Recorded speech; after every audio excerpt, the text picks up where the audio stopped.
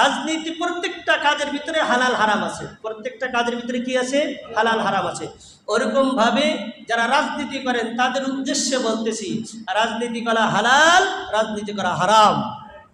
রাজনীতি করা বলেন, রাজনীতি করা রাজনীতি করা হালাল, রাজনীতি করা মনে রাখবেন।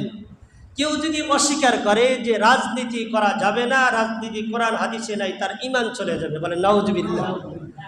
রাজনীতি কোরআনে আছে? জোরে বলেন আছে?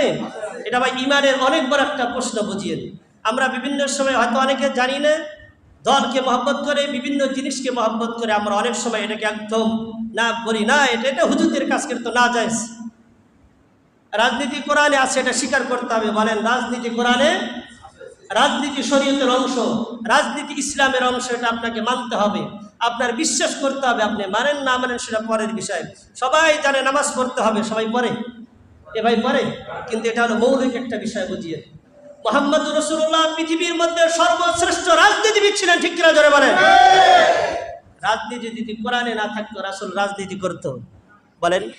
আল্লাহ রাসূলের পরে আল্লাহ তাআলা রাব্বুল আলামিন পৃথিবীর মধ্যে মুসলমানদের ভিতরে সবচেয়ে দুইজন বাদশাকে, পুরা পৃথিবীর দুইজন মানুষকে পুরা পৃথিবীর রাজত্ব দান করেছিলেন। তার মধ্যে একজন ছিলেন হযরত সুলাইমান। যদি রাজনীতি না যায়, সেই তো কোরআন হাদিস না হতো, সুলাইমানকে আল্লাহ তাআলা রাজনীতি করাইতেন? যাই হোক, একটু মনে রাখবেন, আজকে থেকে যাদের ভিতরে আছে যে রাজনীতি কোরআনে নাই, যদি এটা কেউ বিশ্বাস করেন, আজকের আলোচনার পরেও যদি বলেন আপনার হাজিগিরি শেষ, আপনার ইমামতি শেষ, আপনার ইমামগিরি শেষ, মুয়াজ্জিনি শেষ, নামাজ কালাম সব শেষ। কারণ এটা অস্বীকার করা মানে কোরআনকে অস্বীকার করা। কোরআনকে অস্বীকার করলে ঈমান আছে? ঈমান থাকবে? রাজনীতি আছে হালাল রাজনীতি, বাংলাদেশের মতো নোংরা রাজনীতি কোরআন হাদিসে নাই, ঠিক কিনা জোরে বলেন? এই প্রতিহিংসামূলক রাজনীতি, একজন আরেকজনকে খুন করা, একজন আরেকজনকে মারা, হ্যাঁ ভাই আপনার কথা ঠিক আছে, এরকম নোংরা রাজনীতি কোথায় নাই? কোরআন হাদিসে নাই। রাজনীতি করা হালাল, রাজনীতি করা হারাম। ওই কোন রাজনীতি করা হালাল? মনে রাখবেন, যেই রাজনীতির মাধ্যমে জনগণের প্রাপ্যকে, জনগণের অধিকার আদায় করা যায়, ওই রাজনীতি করা হালাল। বলেন সুবহানাল্লাহ। যেই রাজনীতির মাধ্যমে জনগণের অধিকার প্রতিষ্ঠিত হয়, জনগণের অধিকার জনগণকে দেওয়া যায়, ওই রাজনীতি করা হালাল। আর যেই রাজনীতির মাধ্যমে জনগণের অধিকার ক্ষুণ্ণ হয়, এইরকম রাজনীতি করা হারাম। কথা বুঝে আসছে? রাজনীতি করা হালাল, রাজনীতি করা কোনটা হালাল? যেটার মাধ্যমে জনগণের অধিকার কি হয়?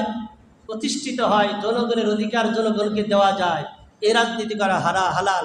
যেটার মাধ্যমে, যেই রাজনীতির মাধ্যমে জনগণের অধিকার ক্ষুণ্ণ করা হয়, জনগণের অধিকার আদায় করা হয় না, ওই রাজনীতি করা হারাম। বলেন নাউজুবিল্লাহ।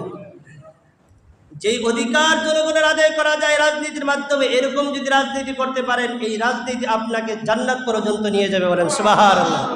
আর যদি আপনি মন করা রাজনীতি করেন, আপনার মন মতো রাজনীতি করেন, মন মতো বিচার কার্যালয় পরিচালনা করেন, অপেক্ষা করুন, মরতে দেরি হবে, এই রাজনীতি আপনাকে জাহান্নামে নিয়ে যেতে দেরি হবে না। বলেন নাউজুবিল্লাহ।